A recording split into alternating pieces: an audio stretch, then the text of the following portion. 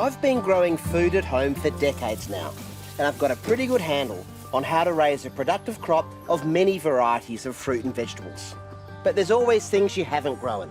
For me, one of those, would you believe, is watermelons, and I guess that's because space has always been at a premium, so I've tended to go for more compact crops. But today, that's all going to change. Now, I'm not going to grow one of these big varieties. Instead, I'm going for some heirloom small varieties, including Sugar Baby and Golden Midget.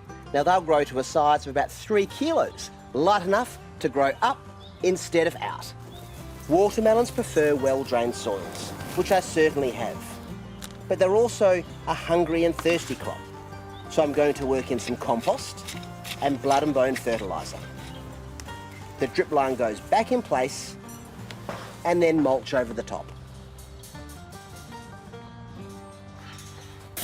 If you're gardening on heavy soil, then build up some mounds with plenty of compost and plant into those so the water can drain away. Now, I mentioned earlier that when I plant these watermelons, instead of having them grow horizontally like they're inclined to do, I want to grow them up. And I'll do that with the help of these steel mesh panels.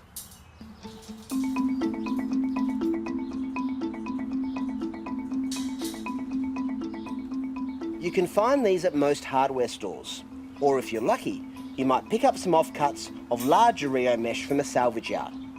Either way, they'll last for years and can be used again and again.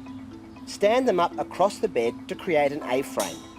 Once in place, secure the top with some wire and the bottom with steel pins or stakes. I'm setting up 2 frames in this bed to maximise the vertical growing space. In addition to saving space, by growing the plants over the trellis as opposed to on the ground, there'll be better airflow of the foliage and therefore less fungal diseases. As the fruit grow, I'll support them with old stockings to stop them snapping off under their own weight. There's plenty of gap space between the mesh and between the panels to make picking fruit nice and easy.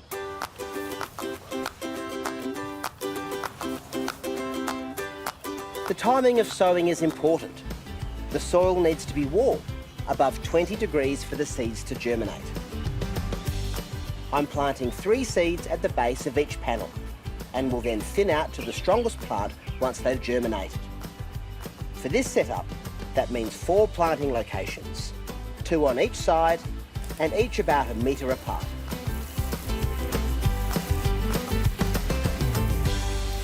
Once the plants are up and underway, it's best to water them using drip irrigation.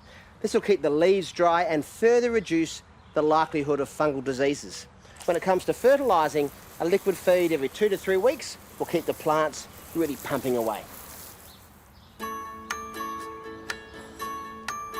Waiting for a crop of watermelons normally involves playing the long game, but the heirloom varieties that I've just planted will be mature much quicker. The Golden Midgets will be ready in just 14 weeks, and the Sugar Babies are lightning fast 10 weeks. I can't wait to taste them. I mean, I literally can't wait to taste them. Thankfully, I've got this to tide me over. Here's to trying something new in the garden. Cheers.